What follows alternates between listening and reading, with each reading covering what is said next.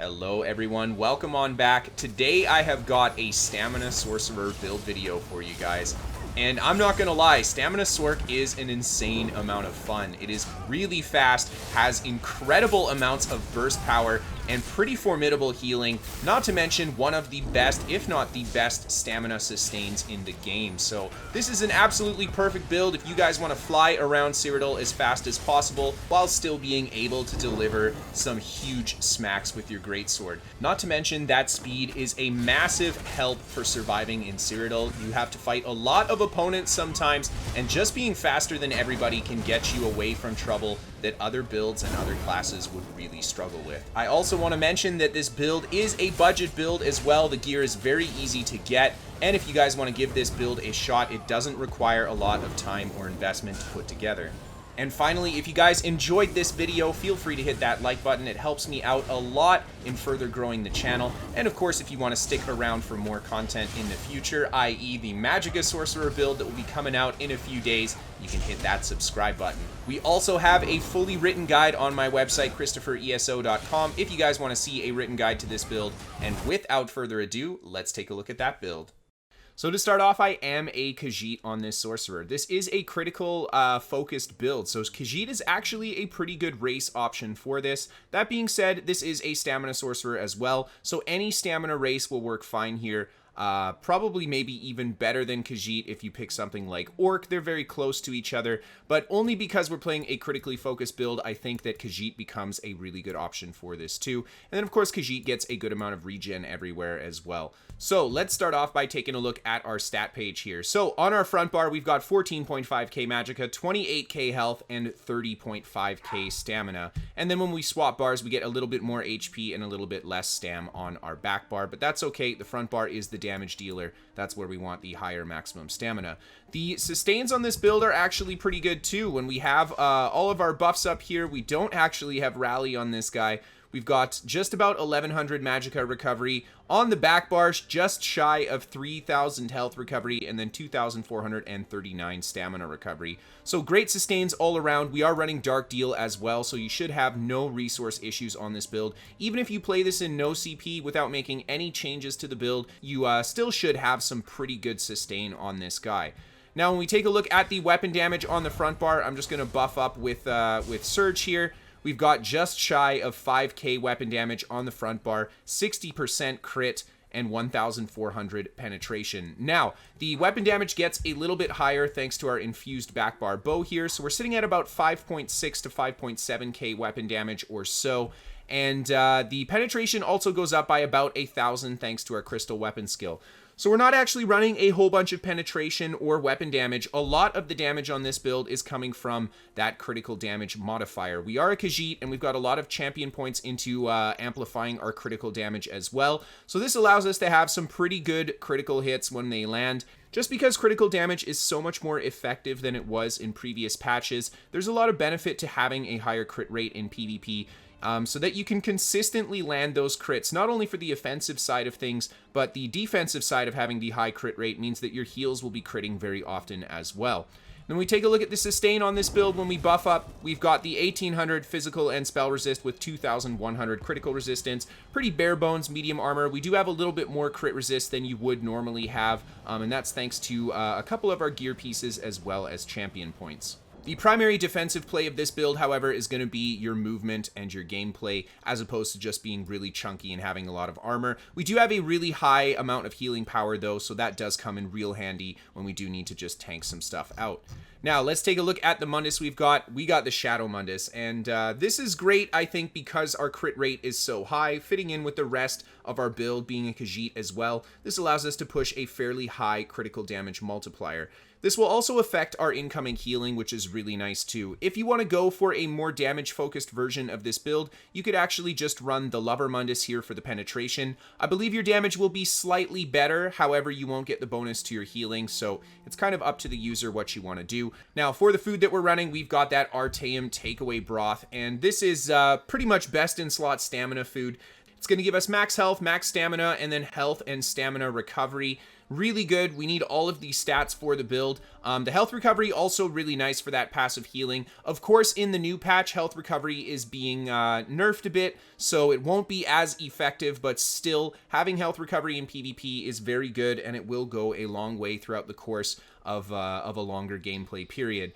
Now, you can always go for the dubious Cameron Throne if you want to have a cheaper alternative to the takeaway broth. Always up to the user, and that's just kind of a good budget option there. For the potion, we have got the Essence of Health. This is going to give us health, magicka, and stamina back immediately, as well as a 30% bonus to all of our recoveries. This is a very important part of the sustain on this build. We use all of our recoveries for this spec. The health recovery, very important for keeping us alive. Stamina, obviously, because we're a stam build. And that magicka recovery is also super important for streaking and dark deals, which is an incredibly integral part to making this build work. So I think the Essence of Health is definitely the way to go. I mean, you could use a Essence of Stamina and just not have good mag sustain, but if you can't afford it, the good potions are definitely going to help you out throughout your PvP. And that brings us over to the gear that we're running on this build. Now, this is a very critically focused build, so the gear will reflect that 100%. The first set that we have is a single Slime Craw piece, and that's going to give us 771 critical chance on the one piece. If you note, that critical chance is actually higher than any other kind of 2, 3, 4 slot critical chance is, so Slime Craw is a unique, good option for a build like this. And then the next set that we have is the 5 pieces of Leviathan. This is going to give us a lot more additional critical rate. And this set is fairly easy to get from the Crypt of Hearts dungeon, and you can just play it through on normal mode to get it, so it's not very hard to acquire this bad boy here. Of course, if you want just another crafted alternative to this set, you could go for Oblivion's Foe. You'll have a lot less crit rate, but your base damages will be higher, so it is a decent alternative if you don't want to go do the dungeons to get this set, but this is not a very hard set to farm at all. And then the next set that we have is a 5-piece Hunding's Rage on our front bar. Now, I do have a greatsword here. This ideally should be a maul. We don't really need the additional weapon and spell damage from this. The penetration, I think, would be a lot more beneficial for the build. Hunding's Rage, of course, is going to give us more additional crit chance, some max stam, and a decent amount of weapon damage, which is great for our damage-focused build. And then the last set that we have is a 3-piece Endurance, and this is on our back bar. This is why we have a little bit more hit points when we swap to the back bar too, because we do get this full Endurance setup. On top of it, it'll also give us 603 health recovery on our back bar, which goes a very long way to helping us stay alive during the course of a long-term fight. When you're playing defensively, you'll be spending most of your time on the back bar, so you really get to utilize that health recovery when you need it. Now, taking a look at the traits we've got on this bad boy, of course the bow is infused with the weapon and spell damage. I always like running our back bar weapon as infused with weapon spell damage because we can land a light attack with our bow and then switch to the front bar, and that damage bonus will carry over for 5 seconds to the front bar. Now, on our main weapon, we have got Precise with the physical and spell resistance debuff enchant here. I would recommend keeping Precise. Like I mentioned before, I think a Maul is a better option than the Greatsword here. You could even go for Battle Axe if you really want to push that critical damage focus. But the Crusher enchant is not a terrible option. That probably should be a Poison enchant too. I'm sorry about my main weapon kind of being a little bunk here. I just didn't have the Maul and I didn't want to make one. So I just stuck with this Greatsword that I had here. This is what I used in the footage, so we still got good usage out of this. It's not like picking the Greatsword is going to put you at a severe disadvantage versus the Maul. You're just a little bit less damage against a tanky target. And then, of course, on the jewelry, we've got a mix of Robust, and we've got one infused Hunding's Rage necklace here. The Robust pieces all have weapon damage on them to help up our outgoing damage, and then the infused with stamina recovery, that's for our sustain. If you guys don't want to transmute any of the jewelry here, and you perhaps have Leviathan jewelry instead of the Hunding's Rage, so you can't craft the infused one, you can just stick with full Robust and then put 2 stamina recovery glyphs on instead of the 2 weapon damage and 1 stamina in the infused spot here. And then for the gear, we have got a mix of well-fitted, infused, invigorating, divines, impenetrable. I mean, we've got pretty much all the different traits here. I think the ideal traits for this build are going to be things like well-fitted, impenetrable, and invigorating. Any mix of those is actually not a bad option at all. Of course, you can stack more impen if you feel like you're too squishy in this build and you want to add a little bit more durability. I really like invigorating though, because it does buff our health recovery, our magicka, and our stamina recovery. The additional magicka recovery can be turned into more stamina recovery through things like dark deals. So I'm really starting to fall in love with that invig trait as I play around with it more and more. Now for the glyphs on this build, I have a mix of the tri-stat Hacky Joes as well as max health and max stamina enchants. Your maximum magicka is not a super important stat for this build. The more max mag you have, obviously, the more you can use your mag pool, but it is much more useful to have the 30k health as well as the 30k stamina on your front bar if you can help it. So for the enchants on your gear here that give you max stat, I would say mix that with your attribute points here and try to aim for that 30k health value on the back bar as well as that 30k stamina value when you switch to the front bar. Again, it's not super necessary to use these more expensive glyphs, but if you do really like this build and you want to upgrade it fully, that is always an option. Alright, so let's take a look at the skills we're running on this guy. The first bar here is our Greatsword bar, and this is our primary damage dealing bar for the build. Now, the first ability we have is Executioner, and this is going to be our finishing blow for this spec. If your opponent's below 50% health, this will start to deal more and more ramping damage, so you can get a very good kill on anyone who's pretty much below 25% health on this spec. Now, the next ability we have is Critical Rush. This attack is a guaranteed critical strike, and it will increase by up to 50% more damage based on the distance traveled from your target. So you can actually deal a pretty decent amount of damage with Crit Rush on this build. Damage is really high in PvP right now, and we hit, I think, an 8k Crit Rush on a player with this spec. So you can definitely do a decent amount of damage, but I'll say this, Critical Rush is mostly here because it synergizes really well with the rest of the skills that we're using and helps make the rest of our combo feel more fluid. It is not going to be the bulk of the damage that our combo deals, but it definitely helps put more pressure on top of that, as well as give us that gap closer that we need. For the playstyle that I do on my Stam Sorc, if you want to recreate it, you'll definitely need to use Crit Rush on this build. However, if you don't like using Crit Rush on your front bar, you can always use something like Wrecking Blow here, which will not only be a really good burst skill, but it'll also give you access to off balance and an additional stun for this spec. Now, the next skill that we have is Camouflaged Hunter. This is here for those passive slots that it provides. We get Major Savagery for that weapon crit. We also get Minor Berserk when we hit an opponent from their flank and deal a critical hit for a 5% damage boost. And then finally, we get 3% weapon damage for slotting this on our front bar and it being a Fighter's Guild skill.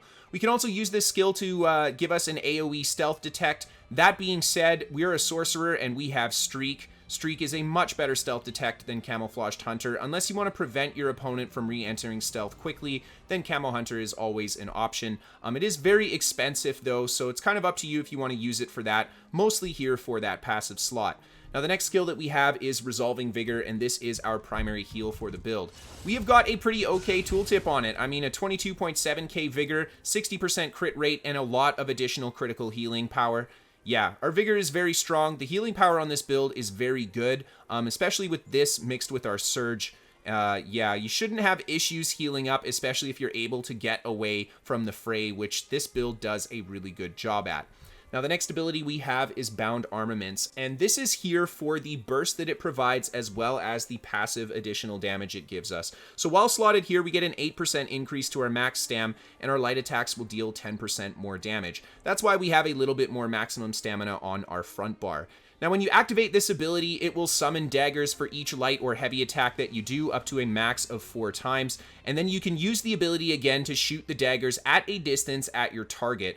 The amount of burst that this provides is actually a lot. 4,100 damage times by 4, that's a 16k tooltip on Bound Armaments when you get this guy going, and you can stack it on top of your other burst, especially with a undodgeable, unblockable stun like Streak. It's fairly easy to ensure that your opponent takes the damage from this skill. And then finally, for the ultimate on our front bar, we have got Dawnbreaker of Smiting. And this, of course, is here for that big AoE smack. It's going to stun the target as well and put a really nasty dot on them. You can always switch to something like the Greatsword ultimate. It will not stun your target, which definitely makes getting a good combo a little bit more difficult. However, it is going to be a lot more reliable, which is nice too.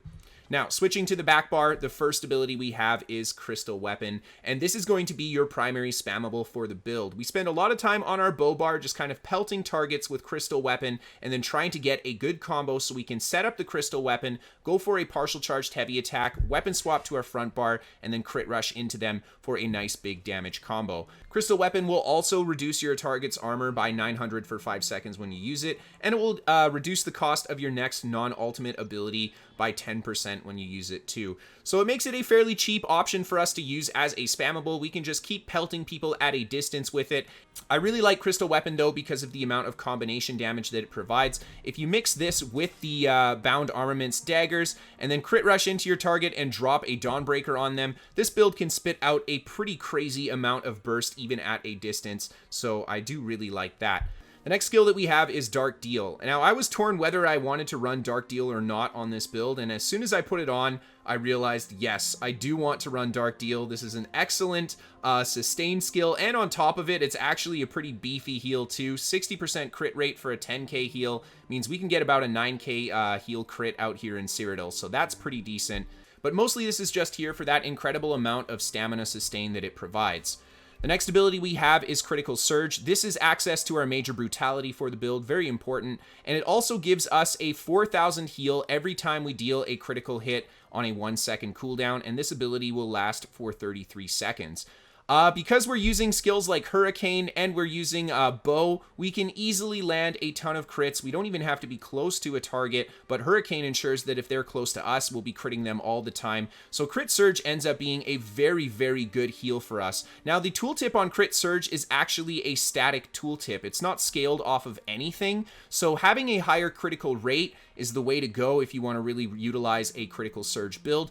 And then the next ability we have is Streak, and this is going to be one of your most useful abilities for this build, pretty much the defining part of Stamina Sorcerer in my opinion. You can teleport yourself 15 meters away, and then everyone between where you teleported and where you're landing is going to be stunned as well. A huge AoE stun, it's unblockable, it's undodgeable. This is by far the most powerful AoE stun in the game that is not an ultimate.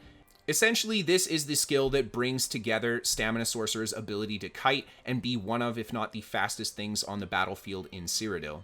Now, Streak also deals a little bit of damage when you use it. It's not a ton, but it does scale off of our stamina stats, even though it's shock damage, which is nice because if you need an undodgeable, unblockable attack on something like a Nightblade that's trying to get away on very low hit points, the Streak will not only pull them out of stealth, but it could actually deal the finishing blow as well.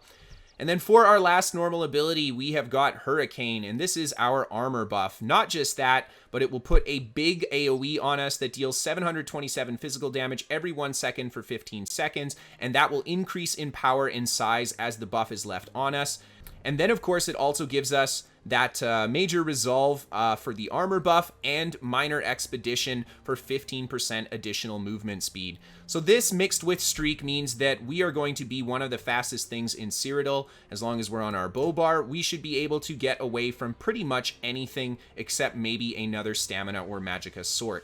I can't stress enough how important something like speed is in Cyrodiil. This build I've had a lot of fun playing because I do like to play speed builds, and when you play a speed build, you can take on a lot more opponents than it seems like you would normally be able to, simply because you can control the battlefield with your movement. And then finally, guys, the ultimate on the back bar is the Summon Charged Atronach, and this is here for two reasons. Number one, it is a pretty good ultimate in itself, and it is a distant AoE stun that you can drop on people from far away. And of course, having the Atronach up, it will deal damage every 1 second, periodically shooting out a big shock damage pulse as well. And allied players can synergize the Atronach to gain the Major Berserk buff too. But the real reason that we have this Atronach here is because of our Daedric Summoning passives. We get a 20% increase to our health and stamina recovery while we have a Daedric Summoning skill slotted. The only two skills we're using are Bound Armaments on the front bar and then Atronach on the back bar. You could use a different ultimate here if you want, but the amount of sustain that you get just for slotting this ultimate, I think makes it alone worth it. Alright, so let's take a look at the champion points on this build, starting off in our blue warfare tree here. You can see that we filled out all of these kind of main stars here. We didn't fill out the max Magicka one because, again, Magicka is not a crazy important stat for this build. In the Starving Death tree, I did make sure to put a whole bunch of points in the quick recovery because healing is very important in PvP, as well as this Blessed tree. So we've got an 8% total bonus to our healing, which is really nice. Of course, we want to put the points in precision for that 640 critical chance. And then when we check out my extended might tree, the offensive penetration's the really important one here. And then you can invest a little bit in mighty to further increase the power of your physical attacks. So that's just our passive stars there. When we take a look at our active slotted stars, the first one we have here is Fighting Finesse. This is going to give us 10% additional critical damage and healing. We are a crit build. This is great to have. The next one we have is Backstabber for a total of 15% additional critical damage when we hit an opponent from their flank. This synergizes really well with our Fighters Guild skill that we have slotted to give us Minor Berserk when we hit an opponent on the flank. So further incentive to use our movement and mobility to get behind the opponent and deliver that big combo. The next star we have is Deadly Aim, and this is a 10% increase in damage to our single target skills. This will increase the damage of everything that we use except for our Dawnbreaker ultimate. And then finally, I have Resilience for that additional critical resistance. This is something I'm getting really in the habit of for PvP, because having that crit resist, especially nowadays with crit builds hitting so hard, is very important. So I gave up the last kind of offensive slot there for that critical resistance. Now, when we take a look at the red tree, we've got a lot of our passive points in here. The really important ones are going to be Tumbling, as well as this Hasty for the additional movement speed while sprinting. You do definitely want to invest into Break Free, and the max health too is very important, just to give us more just general durability. Now, when we take a look at the stars that we actually have slotted here, the first one is Rejuvenation for 150 health, magicka, and stamina recovery.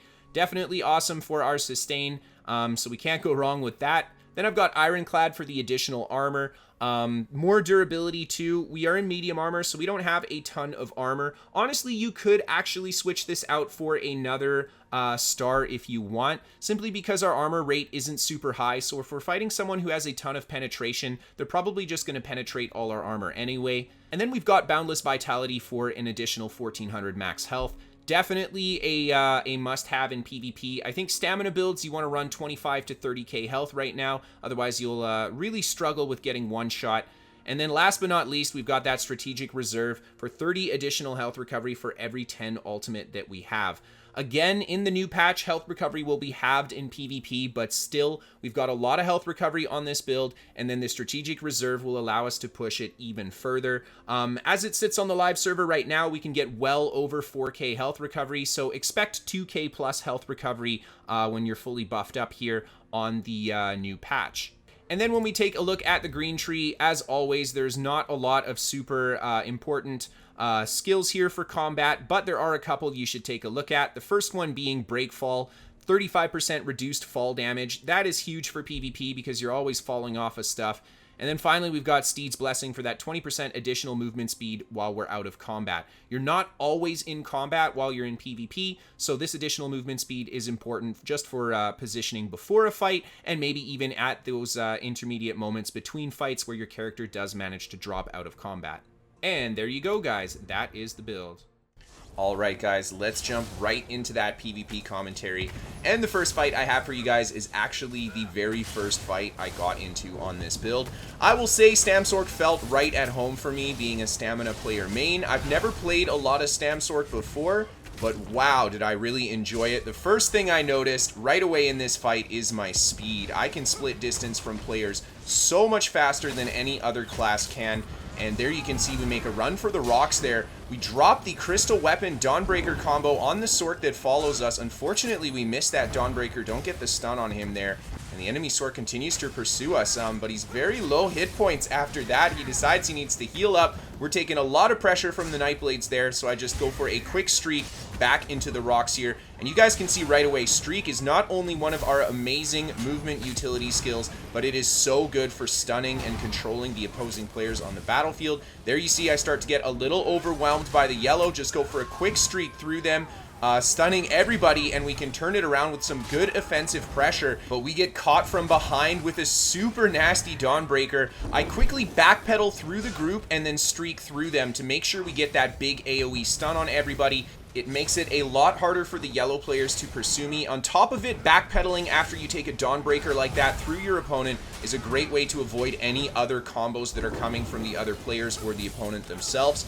So we managed to get a good stun there on that player with our Dawnbreaker, hit him with the Executioner, and just like that, one player goes down. We're taking quite a bit of damage from all the ranged attackers here though, so we do have to quickly retreat into the rocks after taking a few snipes. Now at this time, I didn't have Dark Deal on my bar, but that would have been a great time to go for a few Dark Deals and get a little bit of resource back. But instead we stay aggressive. There you see I drop the daggers on the Sorc there at a distance with the partial charged heavy and the crystal weapon. And just like that, we get a kill, a ranged kill on that player. She had about 20k health. We just burst through it very quickly. I think we landed a crit on almost every single attack.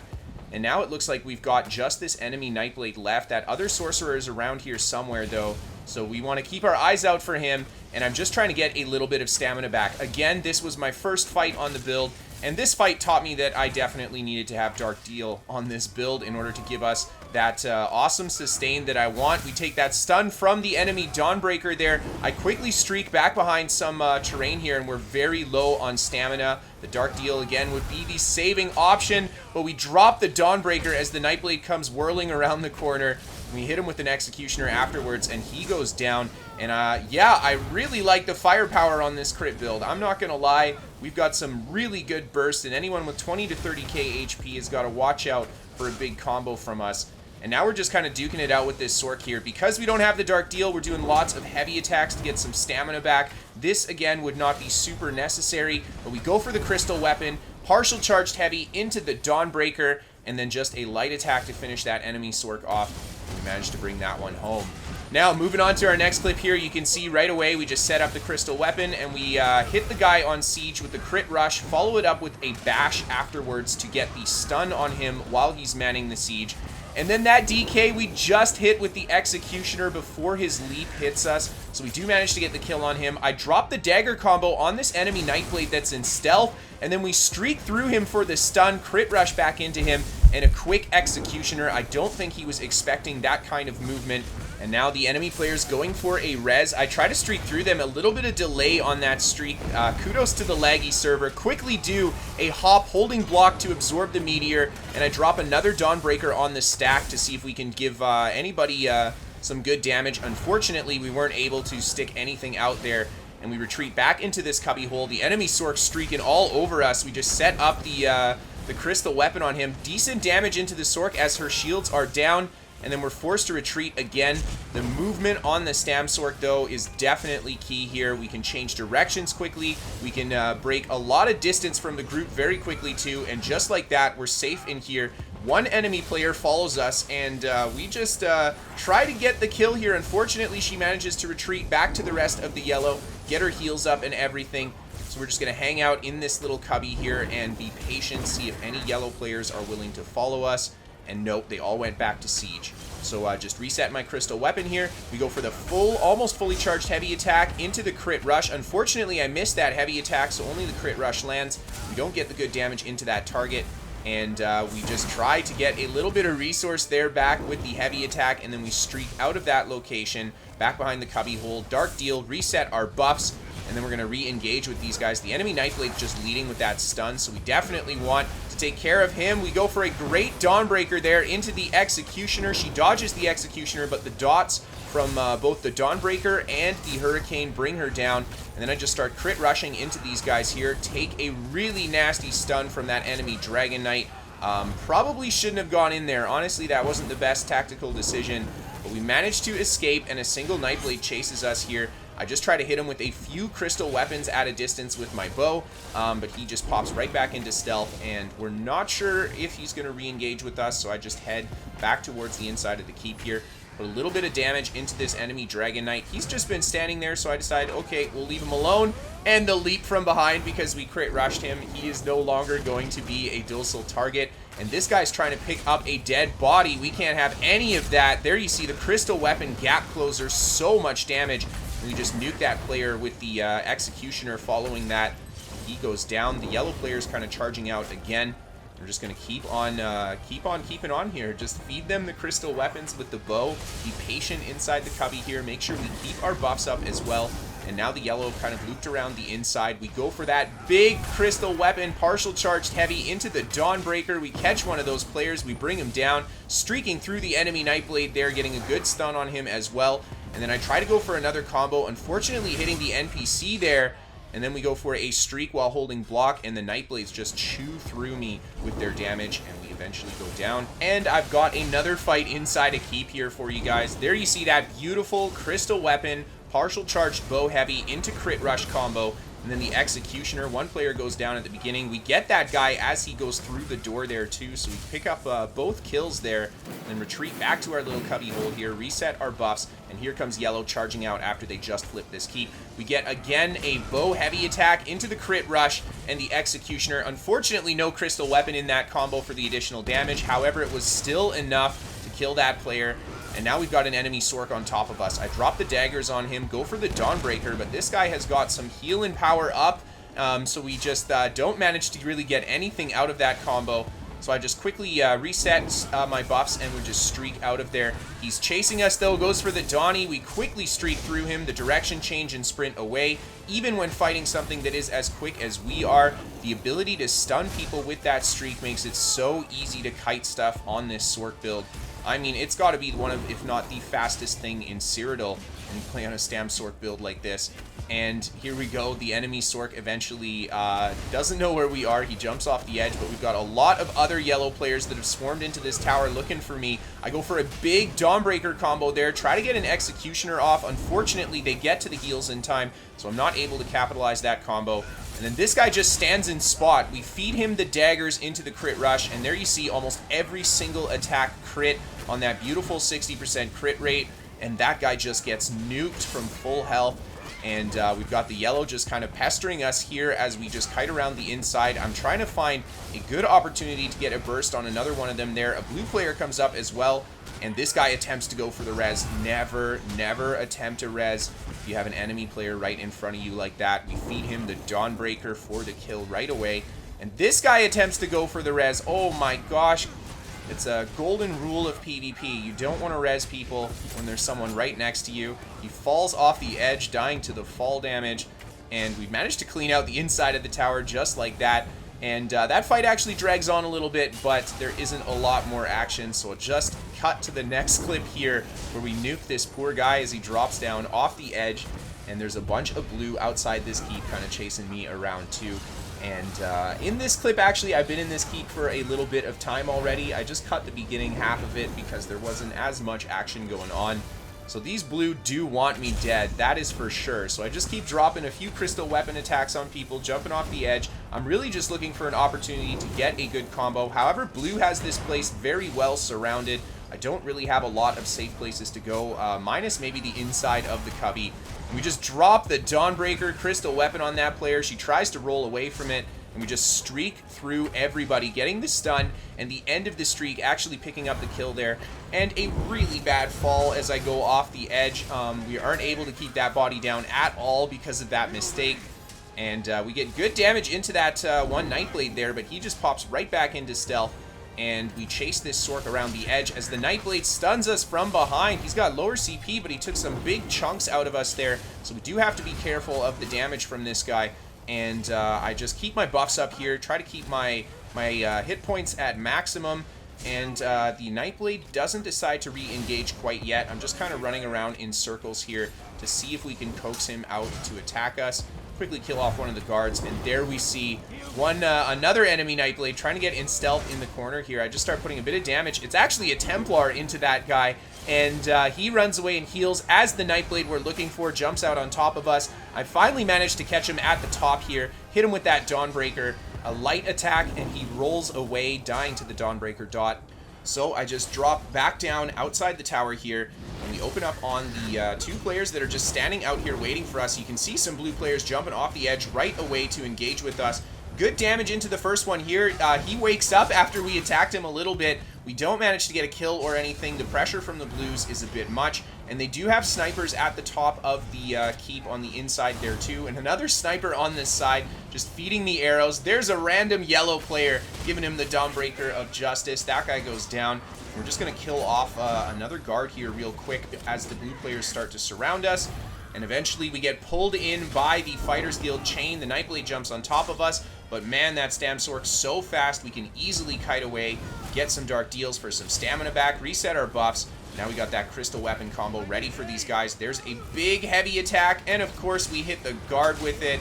Oh well, we'll take advantage of that moment to quickly finish off the NPC. Head back up to the tower. Looks like the yellow player's in here too, and just reset our crystal weapon. We set it again. This enemy Nightblade trying to get into a safe place here. We get a good amount of damage into him. Unfortunately pulled by the chain from that other sorcerer there right away. And then we get hit by that nasty Fighters Guild, or sorry, Mages Guild stun, tossing us in the air. There's one player there just throwing that rune on the ground all over the place. And I jump back into this cubby hole here. We have a decent amount of safe places to go here. The enemy players have kind of given up even just chasing me around because we're so fast on the Stam Sorc. They're just waiting for me to re-engage with them.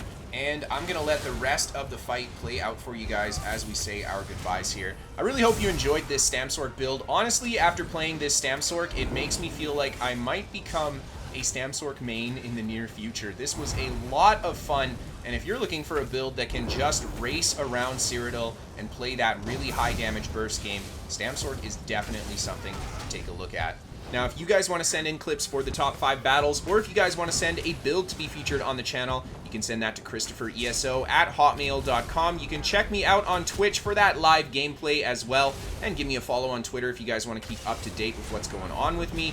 As always, you can check out my website, KristoferESO.com, for written guides to this build and all of my other builds, as well as a hub for all of my ESO content. We are sponsored by What the Fast. They're a VPN for gamers, and they can give you better ping to your favorite games. They're free to try for the first month, so if you guys want to give it a shot, a link down below for you. And then last but certainly not least, a massive thank you and shout out to all of my patrons on Patreon. Without you guys, I wouldn't be able to do this job, so thank you so much everyone for supporting. Thank you everybody for tuning in and watching today, and as always, I hope that you guys enjoyed, and I hope to see you next time. Have a great night, everyone.